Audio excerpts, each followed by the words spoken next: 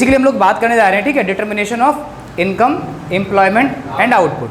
तो in short ये जो है आपकी मैक्रो इकोनॉमिक्स की सबसे बड़ी यूनिट है, क्योंकि अगर आप नॉर्मली आएंगे तो इस यूनिट की जो वेटेज है एग्जामिनेशन पॉइंट ऑफ व्यू से इस साल वो है 12 मार्क्स के, राइट। तो 12 मार्क्स की यूनिट है, तो पूरा का पूरा अगर मैं बोलूँ तो थोड़ा सा ना पिक्चर क्लियर कर लेते हैं, क्योंकि रोड मैप अगर समझ में आएगा तो चीज़ें आप इजीली अंडरस्टूड कर पाओगे, चलेगा। तो अंडरस्टूड करने का मतलब क्या हुआ यहाँ पर कि जब आप इस चैप्टर को गो थ्रू करोगे तो आप कंफ्यूज होते हो बार बार कि कौन कौन से चैप्टर हैं और कितना हमारा सेंस है इसके अंदर, ठीक है। तो हमारा यूनिट का नाम क्या है पूरा का पूरा? Determination of income. तो बेसिकली मैं यहाँ पर क्या वर्ड यूज़ कर रहा हूँ? इनकम।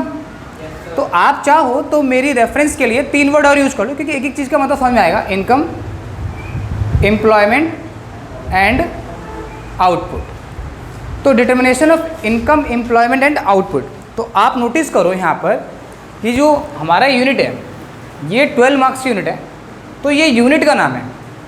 जैसे कि हम लोगों ने क्या पढ़ा? नेशनल इनकम पढ़ा था, याद है सबको कि नहीं है? तो नेशनल इनकम की जो वेटेज थी वो पूरी की पूरी 10 मार्क्स की थी। तो इसी तरीके से सबसे बड़ी यूनिट होगी एक तरीके से।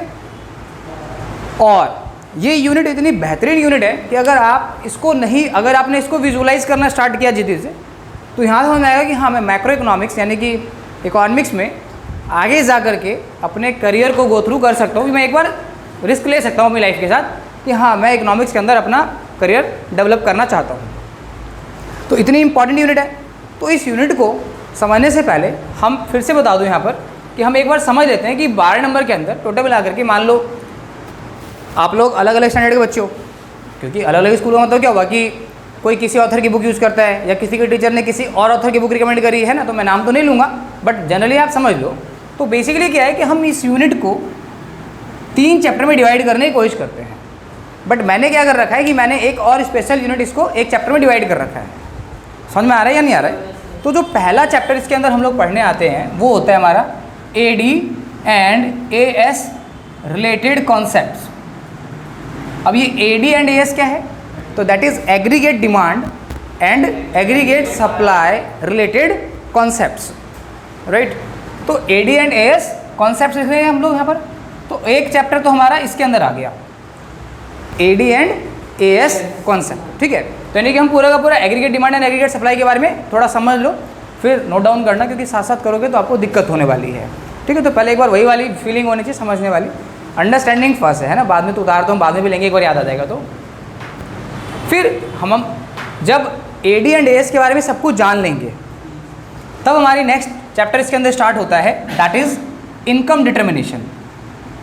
That is called income determination. इसे आप इनकम डिटर्मिनेशन बोलो, या हम बात करेंगे यहाँ पर equilibrium level of income, employment and output, कि किस तरीके से इकोनॉमी में इक्विलिब्रियम लेवल निकाला जा सकता है। एंड इनकम डिटर्मिनेशन पढ़ेंगे, और साथ ही साथ अगर किसी को ऐड ऑन करना है इसके अंदर तो वो मल्टीप्लायर और ऐड कर सकता है। क्या? मल्टीप्लायर। बेसिकली मल्टीप्लायर या वर्किंग ऑफ मल्टीप्लायर बोलते हैं, इन्वेस्टमेंट मल्टीप्लायर भी हम लोग बोल सकते हैं इसको। एंड थर्ड इसके अंदर हमारा जो स्टार्ट होता है that is known as excess demand and deficient demand.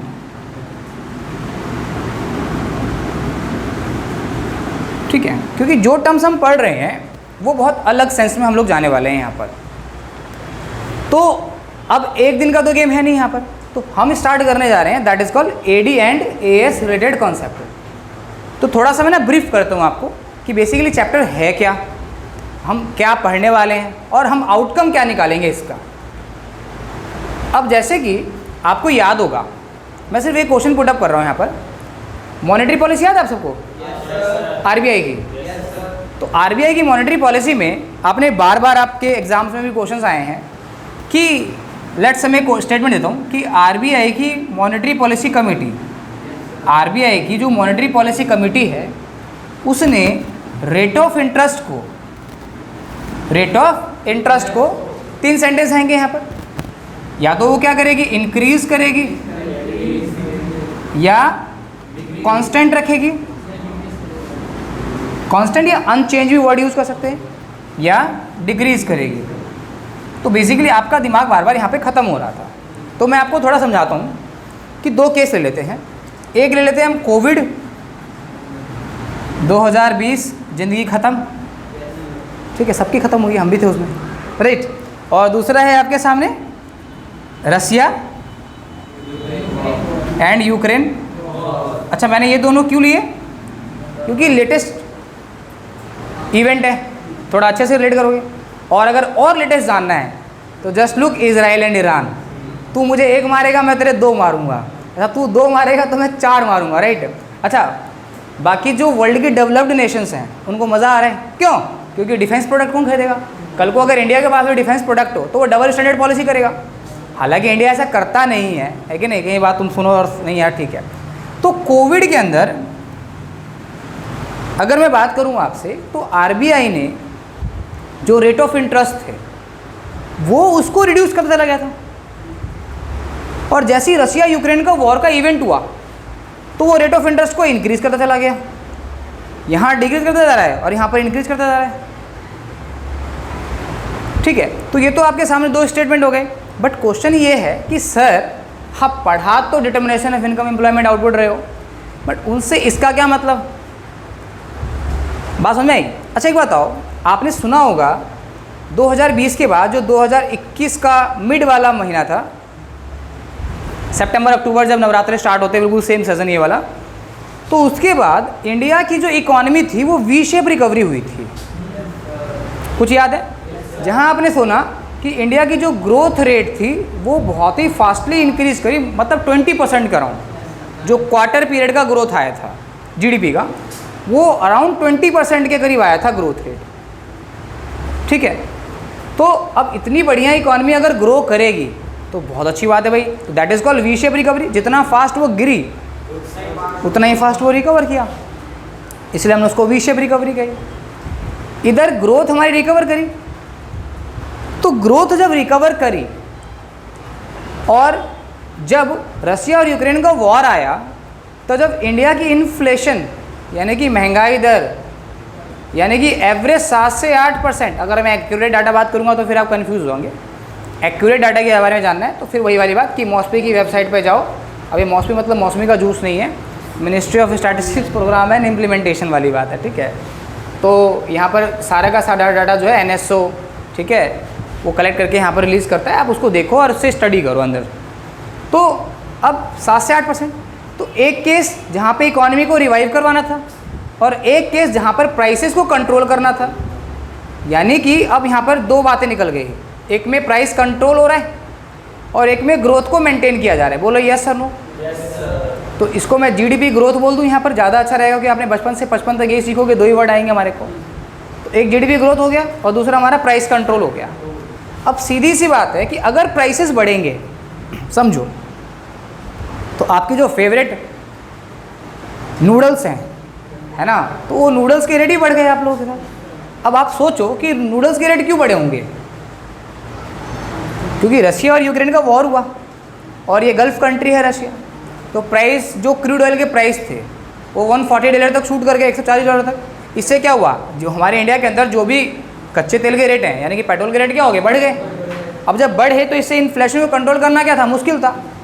बोलो यस सर नो? तो महंगाई अगर बढ़ेगी तो भी हमारे लिए क्या है, मनी सप्लाई अगर ज़्यादा होगी इकॉनमी के अंदर, पैसा लोगों के पास ज़्यादा होगा, तो आरबीआई क्या करेगी, मजबूरन रेट ऑफ इंटरेस्ट को और बढ़ाएगी। और अगर रेट ऑफ इंटरेस्ट नहीं बढ़ाएगी तो क्या क्या होगा?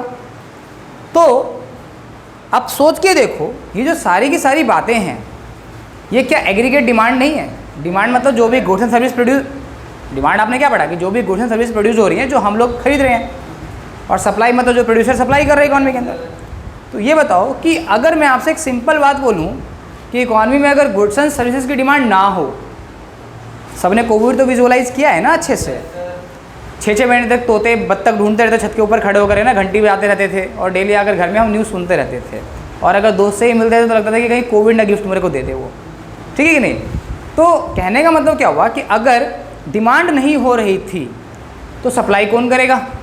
तो जो सप्लायर थे उनके स्टॉक्स क्या होंगे, स्टॉक रहेंगे, बिकेंगे कहाँ से? तो यहाँ पर अलग अलग तरह की इकोनॉमिक सिनेरियो अराइज हो रही थी, जिसे हम क्या बोल रहे हैं कि डेफिशिएंट डिमांड। डेफिशिएंट डिमांड मतलब क्या हुआ कि डिमांड हो ही नहीं रही है इकोनॉमी के अंदर, राइट। तो एग्रीगेट डिमांड कितना इंपॉर्टेंट कॉन्सेप्ट हो गया, सोच के देखो। अब समझो ध्यान से कि जो एग्रीगेट डिमांड है बेसिकली ये होता नेशनल इनकम ही है, बट नेशनल इनकम जो होता है वो एक्यूरेट होता है। एक्यूरेट मतलब क्या होता है, वो पास्ट बेस्ड डाटा होता है, यानी कि पिछले 3 महीने की जीडीपी इतनी थी, या जीडीपी नहीं बोलते उसको क्या बोलते हैं हम, नेशनल इनकम। वो बात अलग है कि तुम बड़े हो चुके हो तो जीडीपी, एमपी, एनएनपी, एफसी, वो अलग अलग टर्म्स यूज़ करते हो, बट रेफरेंस के लिए समझो। तो वो चीज़ नेशनल इनकम हो गई आपके साथ। बट इस वाले इनकम में और उस वाले इनकम में फ़र्क है। मैं बोलो एक एक्स एंटे है और एक एक्स पोस्ट है, मतलब एक प्लान्ड है और एक एक्चुअल है। तो मैं बोलूँ ये भी तो नेशनल इनकम ही हुई ना एक तरीके से, बट ये कौन सी वाली नेशनल इनकम है, ये प्लान्ड वाली है। लाइक जैसे मैं आपको एक एग्जांपल देता हूँ कि इंडिया के अंदर या वर्ल्ड वाइड अगर बात करें तो कोई भी कंपनी जब गुड्स एंड सर्विसेज बनाती होगी तो कुछ तो रेफरेंस होगा उसका कि मैं इतना बनाऊंगा तो इतना बिक जाएगा, जितना मैंने सोचा उतना बिक गया तो वो क्या हो गया, इक्विलिब्रियम में आ गया। समझ में आ रहा है कि नहीं आ रहा है, क्लियर है बात यहाँ तक। तो कहने का मतलब वो यहाँ पर बताओ कहाँ छोड़ा था आपको अभी, एग्रीगेट डिमांड पे। क्या समझा रहा था मैं आपको एग्रीगेट डिमांड में, एग्जैक्ट मैं ये बता रहा था कि अगर गुड्स एंड सर्विस की डिमांड ना हो, है ना, तो क्या होगा। बट मैं इससे बाहर था, मैं आपको समझा रहा था कि ये होती नेशनल इनकम ही है, बट ये प्लान्ड होती है, वो एक्चुअल होती है। तो हम यहाँ पर इकोनॉमी को फोरकास्ट करेंगे कि इकोनॉमी मान लो हमारी कब इक्विलिब्रियम में होगी, कितनी डिमांड होगी, कितना कंजम्पशंस होगा इकोनॉमी के अंदर, कितनी सेविंग्स होंगी, कितना रेट ऑफ इंटरेस्ट होना चाहिए, राइट। तो असली बहस और इसकी जो याद आती है वो आती है 1929 एंड 30 के टाइम में, जिसे हम बोलते थे ग्रेट डिप्रेशन पीरियड, राइट। तो जब हम इस यूनिट को पढ़ रहे हैं तो इस यूनिट को पढ़ते टाइम में हमें कुछ बातें और पता होनी चाहिए। हालांकि मैंने बहुत सारे क्वेश्चंस आपके वहाँ प्लॉट कर दिए हैं, इसका टॉपिक से कोई लेना देना नहीं है, बट अल्टीमेटली जब टॉपिक पहुँचोगे तो समझ में आएगा कि हाँ इसी से ही सब कुछ लेना देना था, टॉपिक वही रहेगा। तो 1929 एंड 1930 के अंदर हम ग्रेट डिप्रेशन बोलते हैं। तो डिप्रेशन का मतलब क्या होता है, सुस्ती या मंदी, वेरी नाइस। यानी कि कहीं ना कहीं जब कंट्री की growth rate over a years नहीं हो रही है, यानी कि गुड्स एंड सर्विस की डिमांड नहीं हो रही है, समझना ध्यान से। जब गुड्स एंड सर्विस की डिमांड नहीं होगी तो कंपनी क्या बनाएगी, सोचना। अब ऐसे सोचो, जब कंपनी कुछ बनाएगी नहीं तो लोगों को एम्प्लॉयमेंट कहाँ से मिलेगा, जब लोगों को एम्प्लॉयमेंट नहीं मिलेगा तो लोगों के पास इनकम कहाँ से आएगी, और जब तक पैसा नहीं आएगा तब तक वापस खर्च कहाँ से करोगे, तो ओवरऑल साइकिल हो गया वापस ही। तो प्राइसेस को कंट्रोल करना क्यों जरूरी है, क्योंकि अगर प्राइसेस कंट्रोल नहीं होंगे तो अल्टीमेटली जिस सैलरी पे आप जॉब कर रहे हो, क्या उस सैलरी पे जॉब करोगे, वेजेस हाइक होंगे, मजदूर अपनी सैलरी बोलेगा बढ़ाने के लिए, क्योंकि भाई उसे घर का भी तो खर्चा जाना है, और वेज हाइक करे होंगे तो भाई कंपनी का जो ऑनर है वो सैलरी कहाँ से देगा, वो उसी गुड्स पे तो पास ऑन करेगा ना जिसे वो बेच रहा है। बोलो यस और नो। तो अब सोचो कि नॉर्मली सेंस में, चाहे इंडिया के सेंस में बात करें तो इंडिया की जो गवर्नमेंट है या जो हमारी मॉनेटरी पॉलिसी कमेटी है, जिसको हम एज अ सेंट्रल बैंक कहते हैं, जो हाँ आपने फंक्शंस पढ़े हैं, तो दोनों के पर्पज़ है। दोनों के पर्पज़ क्या हैं, तो अब मैं आपको अगर कहूँ कि जैसे आरबीआई का गवर्नर आता है, जब भी स्पीच देगा तो आपको क्या बोलेगा कि our target is to stable the prices, यानी कि प्राइसेस क्या रहे इकोनॉमी के अंदर, स्टेबल रहे। दूसरा, अगर प्राइसेस स्टेबल रहते हैं तो इकोनॉमी की ग्रोथ बहुत बेटर होने वाली है। अगर प्राइसेस, देखो ध्यान समझना, अगर प्राइसेस स्टेबल है तो ग्रोथ मेंटेन कर सकते हैं। ग्रोथ कैसे मेंटेन कर सकते हैं, तो मान लो अगर इकोनॉमी डेवलपिंग है तो चीपर लोन प्रोवाइड करा सकते हैं। बट तीनों वेरिएबल्स अलग अलग टाइम पे अलग अलग तरीके से काम करती है, तो कई बार ये वेरिएबल्स मौत का कारण बन जाते हैं। और ये वेरिएबल्स अगर बहुत जल्दी नहीं काम किए जाएं इन पे, अगर रसिया यूक्रेन का वॉर अगर वो थोड़ा और एक्सपेंड होता तो सोचो इकोनॉमी की हालत कैसी होती। तो 1929 हर कोई डिस्कस तो कर रहा है बट अगर फर्स्ट वर्ल्ड वॉर की बात अगर करोगे तो फर्स्ट वर्ल्ड वॉर हुआ कब था? 14 to 18 के अराउंड हुआ था मेरे ख्याल से। मेरे को नहीं पता कि मैं हिस्ट्री का स्टूडेंट नहीं हूँ। तो अब सोचो कि 10 साल हो तो उसके इम्पैक्ट दिखने स्टार्ट हुए। क्योंकि भाई सीधी सी बात है कि जो कंट्री डेवलप्ड है वो तो भीड़ लगी ना भाई। अगर आपके पास पैसा है तो आप लड़ लोगे, बट उन लोगों का सोचो ना कि आपकी लड़ाई की वजह से जिनके घर इम्पैक्टेड हो रहे हैं, वो कंट्री जो अंडर डेवलप्ड थी उस टाइम, उनकी क्या हालत हो रही होगी उसकी वजह से, राइट। तो डिप्रेशन मतलब क्या हुआ कि गुड्स एंड सर्विस की डिमांड नहीं हो रही है वही कंट्री के अंदर, और डिमांड करवाएगा कौन? तो जो वर्ल्ड है ये अलग सिनेरियो में चलता है। तो यहाँ पे जब ग्रेट डिप्रेशन का टाइम आता है तो जेएम किन्स का नाम आता है। जेएम किन्स बोल दो, केन्स बोल दो, जो दिल करे बोलो, राइट, बट किन्स बोलो ज़्यादा बेटर है, ठीक है। बेसिकली वो इंडिया में आए थे, इंडिया के ब्यूरोक्रेट्स थे, ठीक है। बट जो बंदा अपने आप पे वर्क करता है उसे ज़्यादा देर कभी भी गवर्नमेंट जॉब पसंद नहीं आती है। मैं ये नहीं कह रहा कि तुम गवर्नमेंट जॉब मत करना, कहीं मेरी बात सुनकर तुम इनकरेज हो जाओ, ठीक है ना, हमारी तरह नल्ले मत रहना, ठीक है कि नहीं। तो कहने का मतलब क्या हुआ कि आप हो सकता है कि जल्दी मूव ऑन कर जाओ। तो उसके जो फादर थे वो ग्रेट मैथमेटिशियन, और उस बंदे के जो जेएम किन्स है ये बंदा एक अलग ही थॉट प्रोसेस में काम करता था। मतलब एक तरफ, थोड़ा और समझा रहा हूँ, एक तरफ दो तरह की विचारधारा के लोग थे, मतलब दो तरह के थॉट प्रोसेस। एक का कहना था कि इकॉनमी के अंदर डिमांड सप्लाई क्रिएट करती है, दूसरे का कहना है कि सप्लाई डिमांड क्रिएट करती है। अच्छा, पहली बात तो ये है कि supply creates its own demand या demand creates its own supply. अब आप स्कूल ऑफ थॉट्स तो पढ़ नहीं रहे हो मेरे साथ बैठ करके, या आप अंडर ग्रेजुएशन या पोस्ट ग्रेजुएशन के स्टूडेंट हो नहीं कि मैं आपसे बहुत लंबी डिबेट करूँ इसके बारे में। तो मैं इसको सिंपल कहता हूँ कि एक जो क्लासिकल और एक जो केन्जियन, यानी कि एक अकेले बंदे ने अपना एक स्कूल ऑफ थॉट बना दिया, ठीक है। क्लासिकल क्या कहते थे कि सप्लाई डिमांड क्रिएट करती है। अच्छा, क्लासिकल में भी अलग अलग लोग थे जो डिमांड के बारे में ही बात करते थे, बट फिलहाल हम मोटा मोटी समझते हैं। क्लासिकल इकोनॉमिस्ट मतलब मैं आपसे कोई बात कह रहा हूँ, ध्यान सुनना, मैं आपसे कोई बात कह रहा हूँ और आप मेरी बात को फॉलो करते हो और उस पर रिसर्च और करते हो, तो तुम मेरे फॉलोअर्स हो गए एक तरीके से। और कोई पर्सन कह रहा है कि नहीं, इसकी ये जो बात है इसमें वजन नहीं है। हालांकि क्लासिकल इज ऑलवेज क्लासिकल, बोलते ना आप जैसे ओल्ड इज गोल्ड, तो क्लासिकल इज ऑलवेज क्लासिकल, क्योंकि क्लासिकल वो पर्सन्स थे जिन्होंने इकोनॉमिक्स की नींव रखी।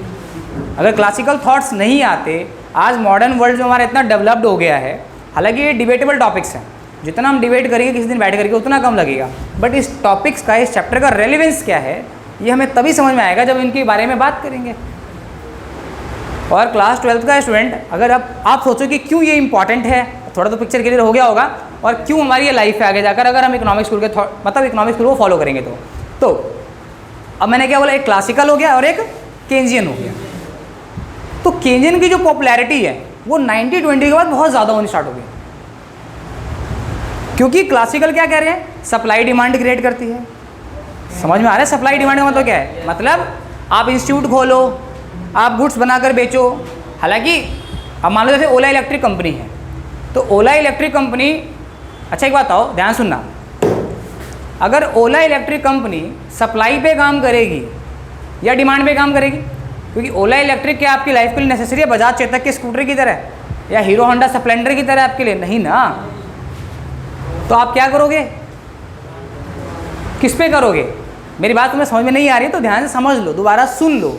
ये नहीं कि मैं बोल कुछ रहा हूँ और तुम कैच कुछ और कर रहे हो, ठीक है। थॉट मिलेंगे तभी हम आगे चलेंगे। दोबारा सुनो, मैंने क्या बोला, सप्लाई डिमांड क्रिएट करती है, डिमांड सप्लाई। अब मान लो अगर मान लो एक ओला इलेक्ट्रिक स्कूटर है, तो अगर मान लो अगर ये कंपनी टेस्ट ड्राइव ना दे और कंपनी 2-2 लाख 4-4 लाख स्कूटर बना के मार्केट में ना उतारे, तो क्या डिमांड होगी इसकी? बट अगर तुम्हें भूख लगेगी या कुछ ऐसी चीज़ों की ज़रूरत है जो तुम्हारे को पहले चाहिए, तब तुम सप्लाई के बारे में सोचोगे। जैसे कोविड के टाइम में मास्क, सैनिटाइज़र या कोई टेस्ट आप कह लो, कोई मेडिसिन कह लो, ऐसे बहुत सारे प्रोडक्ट्स हैं। मैं सिर्फ एक एग्जांपल दे रहा हूँ कि जिसको आप जल्दी रिलेट कर पाओ अपनी लाइफ के साथ। तो डिमांड सप्लाई क्रिएट कर रही है या सप्लाई डिमांड क्रिएट कर रही है, ये कहना तुरंत सही नहीं है। ये एक थॉट प्रोसेस है, इसमें आपको 10 साल लग जाएंगे, हो सकता है 100 साल लग जाए, और हो सकता है मिनट के अंदर आपको समझ में आ जाए। तो क्लासिकल क्या बिलीव करते थे कि सप्लाई डिमांड क्रिएट करती है, और केन्जियन क्या बिलीव करते थे कि डिमांड सप्लाई क्रिएट करती है, कि अगर लोगों को जरूरत होगी तो वो खरीदेंगे, वरना नहीं है तो नहीं खरीदेंगे। बट ये सही नहीं है एक तरीके से तुरंत बोलना। तो कहने मतलब एक तो ये कॉन्सेप्ट हो गया। अब जो क्लासिकल इकोनॉमिस्ट थे उनका कहना था कि इकॉनमी हमेशा टैक्सेस फ्री होनी चाहिए, यानी कि लेजर फेयर, यानी कि इकोनॉमी के अंदर हर चीज़ के ऊपर टैक्सेस का बर्डन नहीं होना चाहिए। तो अभी आप पे नहीं करते हो इसलिए बुरा नहीं लगता है, जैसे ही आप 30 लाख से ऊपर की रेंज में जाओगे ना, जिस दिन कमाना स्टार्ट करोगे तो यार बड़ा दुख हो रहा है ये। और जो केन्स का कहना था कि भाई टैक्सेस होने चाहिए, क्लासिकल का कहना था कि मार्केट को फ्री छोड़ दो, डिमांड सप्लाई, मार्केट अपने आप डिसाइड कर लेगा प्राइस क्या होगा। मार्केट को फ्री छोड़ दो, मार्केट अपने आप डिसाइड कर लेगा कि प्राइस क्या होगा। बट केन्स का कहना था कि मार्केट को कंट्रोल करने के लिए गवर्नमेंट का रोल बहुत ज़्यादा इंपॉर्टेंट है। जैसे इंडिया में आप देखते हो कि जब कोई भी गुड्स एंड सर्विसेज बहुत, जैसे प्याज या अनियंस के रेट आप देखते हो बहुत हायर हो जाते हैं, या कोविड का टेस्ट देखने में बहुत ज़्यादा हाई हो, तो गवर्नमेंट इंटरवेंट करती है, प्राइसेस को कंट्रोल करने की कोशिश करती है। तो जो केन्स की पॉलिसीज़ थी, ध्यान से समझना, वो 1929 के टाइम में शॉर्ट रन में, क्या बोला मैंने, इतनी ज़्यादा इफेक्टिव हो गई कि अमेरिका को डिप्रेशन से निकालने में हेल्प करती है।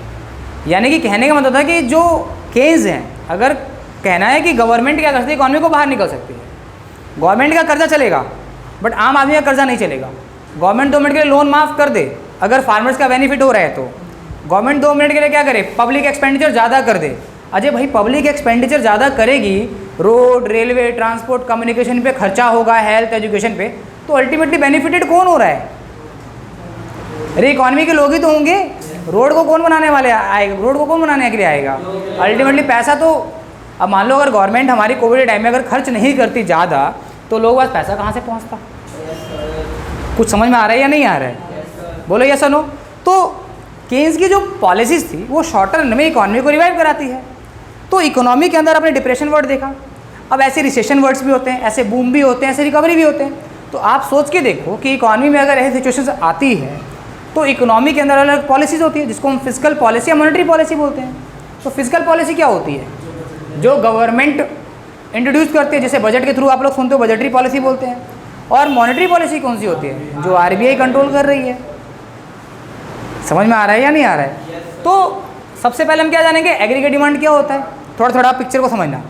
एग्रीगेट डिमांड, एग्रीगेट सप्लाई, थोड़ा थोड़ा समझ में आया कि डिमांड क्या होती है, सप्लाई क्या होती है, कंजम्पशंस कैसे करते हैं, रेट ऑफ इंटरेस्ट क्या होता है, क्या क्या चीज़ें हैं जो इकोनॉमी को, अगर मान लो इकोनॉमी के अंदर पैसा डालना है तो कैसे इम्पैक्ट, इक्विलिब्रियम क्या होता है, मल्टीप्लायर क्या होता है। मान लो गवर्नमेंट अगर 100 करोड़ रुपये डालती है या 1000 करोड़ डालती है तो उससे और कितना पैसा जनरेट हो सकता है।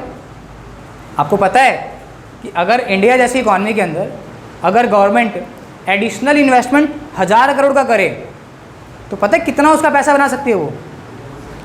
गैस करो, 10,000 करोड़। Yes, 10 time. अब आप सोचो सर 10 टाइम कैसे? ये डिपेंड करती है प्रोपेंसिटी पे।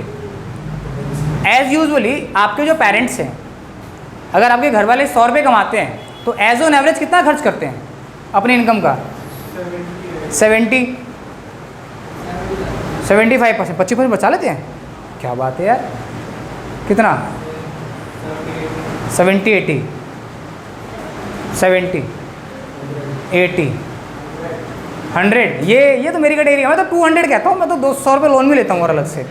हाँ, 100%। तो अब ये जो कुछ बच्चों को 100% है, तो 100% वाला जो केस है, यानी कि मैं तो यहाँ बिल्कुल सही हूँ। 100% वाले के में तो इन्फिनिटी है पैसा, पता ही नहीं कितना होगा। मैं तो 90% एज्यूम कर रहा हूँ, बट आपको पता है ये सब ऐसे कॉन्सेप्ट्स है, आपको जितना इसमें स्टडी करोगे उतना आपको डीप नॉलेज बढ़ती जाएगी। और क्योंकि नहीं यार ऐसे नहीं, ऐसे ही है, ऐसे नहीं, ऐसे ही है। तो एज ए क्लास 12th के स्टूडेंट होने के नाते आपकी जो अंडरस्टैंडिंग है चीज़ों की ऊपर बहुत ज़्यादा होनी चाहिए। कुछ आया समझ में कि नहीं आया यहाँ पर? तो ये मल्टीप्लायर हो गया। अब एक्सेस डिमांड, मान लो इकोनॉमी के अंदर इतना मनी सप्लाई है, इतना पैसा है, लोग डिमांड करे जा रहे हैं, तो अल्टीमेटली होगा क्या? इससे प्राइसेस बढ़ेंगी, प्राइसेस सूट करेंगी। तो इकोनॉमी के लिए भाई आप खाली बैठना पड़ा है, बहुत जॉब है यार, जहाँ मन करेगा वहाँ करूँगा, फुल टूच मर्जी जॉब करूँगा, ठीक है। और इसको फिर इकोनॉमी में क्या करते हैं, इसको कंट्रोल किया जाता है। तो इसमें फिजिकल पॉलिसी और मॉनेटरी पॉलिसी के बारे में पढ़ेंगे आराम से। तो ओवरऑल हम जो ये चीज़ें पढ़ रहे हैं, इन चीज़ों को पढ़ने के बाद जो आउटकम निकलने वाला है वो 3 चीज़ों पे निकलता है। पहला होता है प्राइस स्टेबिलिटी। मतलब इन चीज़ों का इम्पैक्ट क्या दिखेगा। तो सबसे कोई भी गवर्नमेंट हो तो पहला वो क्या है इस पर, प्राइस स्टेबिलिटी करना इकोनॉमी के अंदर, ठीक है, किस वर्ल्ड में किसी भी कंट्री में चले जाओ। दूसरा ग्रोथ रेट को क्या करना, मेंटेन करना, और इकोनॉमी के अंदर एम्प्लॉयमेंट क्रिएट करना। तो किसी भी गवर्नमेंट का ये मेन टारगेट होता है। हालांकि इसके अलावा सोशल वेलफेयर बहुत सारी चीज़ें होती हैं, बट वो चीज़ें अलग है। तो अब हम इतनी चीज़ें समझने के बाद हमें समझ में आए कि इस यूनिट का नाम determination of income, employment and output, तीनों वर्ड का मतलब समझ में आ गया होगा। कैसे, थोड़ा समझाऊँ दोबारा से। मतलब अगर आउटपुट ज़्यादा प्रोड्यूस होंगे इकोनॉमी के अंदर तो एम्प्लॉयमेंट ज़्यादा मिलेगी लोगों को, एम्प्लॉयमेंट ज़्यादा मिलेगी तो इनकम ज़्यादा क्रिएट होगा, इनकम ज़्यादा करे तो वो डिमांड ज़्यादा करेंगे। Got it. तो इसमें से जो भी कुछ अगर तुम्हें समझ में आया उतारना है, चैप्टर के नाम ही उतारना है तो उतार लो, फिर आगे इसको मूव ऑन करेंगे हम लोग फटाफट से।